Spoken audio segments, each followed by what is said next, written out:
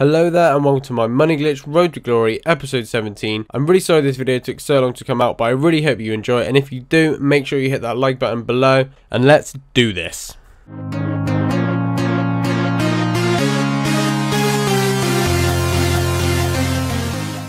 Right guys, I'm so happy to be back doing these episodes for you. And first off, we have Hull City away and we draw that game 2-2 with Gnabry and Yanezai scoring our first 2 goals of this episode. And then we have West Brom at home and we draw to them as well with Gnabry scoring our goal. Those 2 results put us 7th in the league with 26 points. We're now 11 points off top, so it doesn't look like we're going to really be able to compete to win the Premier League, which isn't much of a surprise to be honest. But hopefully we can fight for those top 5 places, maybe even top 4, and grab ourselves some Champions League football next season. Next up is Napoli in our final group game of the Europa League. At the minute we're top with 10 points, but they're just behind us with 9, so obviously a draw would put us through top, but a win would be even better, and obviously if we lose, they will go through first. We have already qualified, so it's not too important, but we do want to finish first in the group. And we don't start off too well. In the first half here as Napoli are attacking and they get the ball through to Higuain, and he's brought down by Chalobah for a penalty.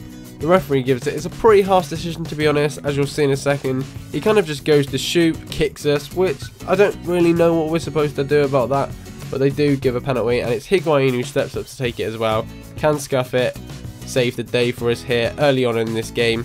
Here's the first half, and Higuain shoots, and he's pretty much pushed it straight at Scuffet, who does stop it fortunately, so it stays 0-0 at the minute in this really important game for us.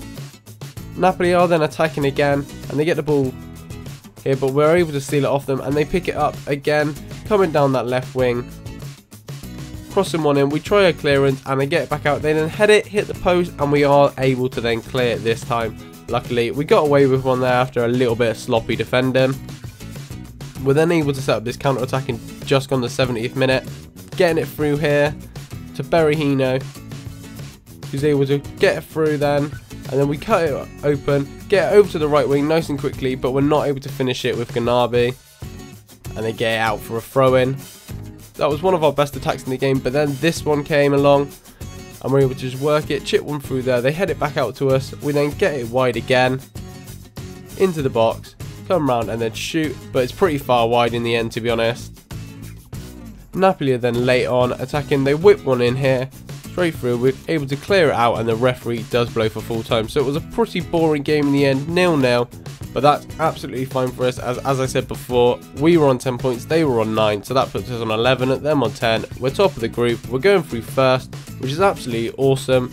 So in the Europa League, we've done the best job we possibly could have in the group. So yeah, that game did end 0-0. We probably should have won it with the chances we had, but that's not too bad.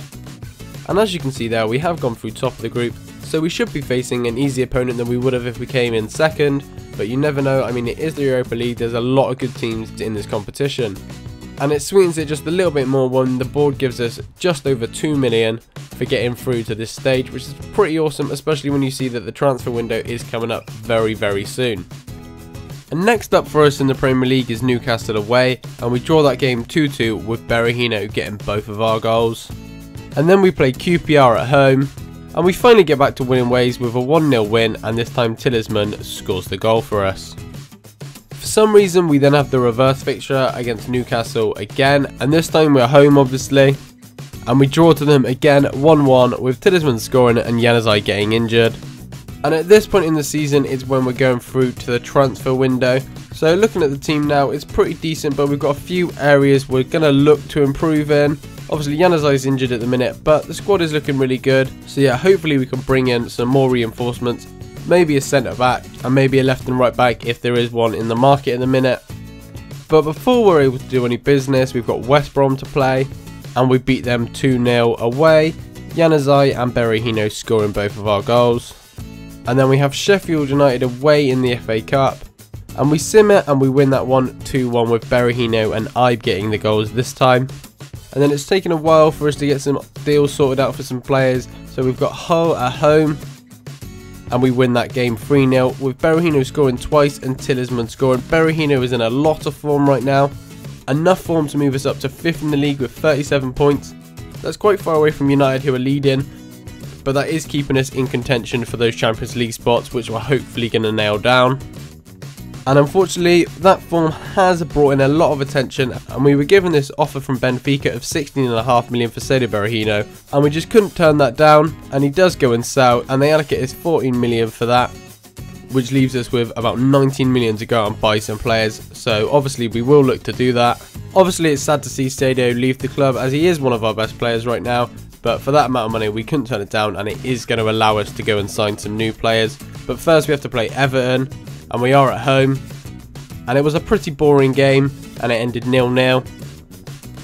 But after that we are able to finally get the ball rolling and get some transfers done. First off is Raheem Sterling. We're able to bring him in for 110k wage and 4-year contract, and he is actually going to be completely free, as we are using the free player glitch for him there. He was actually going to be out of contract at the end of the season, so we just thought we may as well use the free player glitch on him now and get him straight away. And he does join the club and immediately fills the void that Berahino has just left, slotting in at cam, and then Zivkovic is now playing as the striker. He's obviously extremely versatile as well, so we can play on the right if we bring in anyone else that can play in the middle, and we can get rid of Gnabry at another time, or we can just play him there if we prefer. He can also play up front, to be honest. I mean, the pace of Sterling is just insane, and I absolutely love this guy on this game. Next up is going to be a big one. We've got Mario Götze, and he is on a pre-contract agreement for the next season. We have had to offer him a pretty massive wage of 262,000, which is literally everything that we had left right there. But obviously we are going to be getting him for free and at the end of the next season. And yeah, hopefully he will accept that offer. And he does accept that. What a baller. So we've literally just got ourselves a £42 million minimum player for literally no pounds, without even glitching as well, which is just absolutely awesome. And obviously that leaves us with absolutely no money left in the bank, so we're probably not going to be able to bring anyone else in without selling someone on. We then have Middlesbrough at home in the FA Cup, and in the first game without Berahino we do go and win it 1-0 with Januzaj scoring, so we're not missing him too much just yet. And then PSG give us an offer for 13.8 million for Zelalem, and we do accept that. I mean, that's a pretty outstanding offer, judging that we brought him for under $1 million, I think. And the board allocates us 11.5 million for that, which obviously gives us enough money to hopefully go out and bring in another player. And the player we decided to bring in is Varane, and he's actually moved to United in this career mode, and we're going to have to offer him 140k wage. But he's another player that we're going to use the free transfer glitch on, so we're bringing him in for absolutely nothing. But obviously the 140k wage is pretty steep, but that's not bad. We've also dampened the hearts of our rivals, Manchester United, who are top of the league as well, so that's pretty good. And that does end the transfer window, so we've only got about 4.5 million left.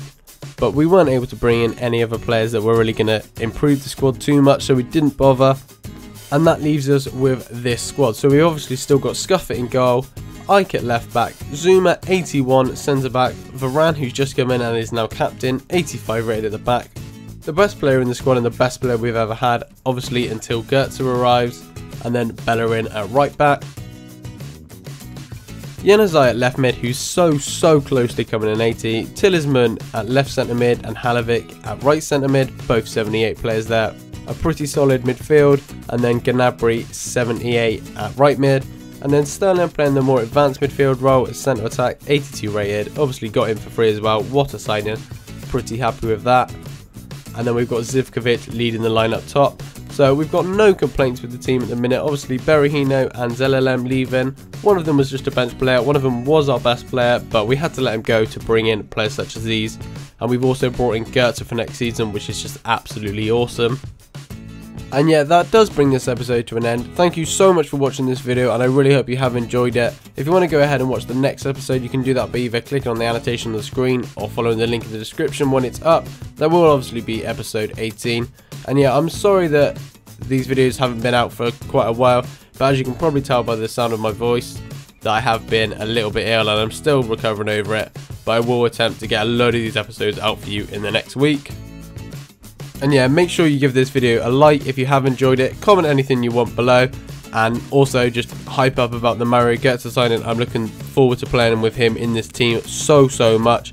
And yeah, don't forget to subscribe if you haven't already, and thank you again for watching, and I will catch you at the next video. Bye.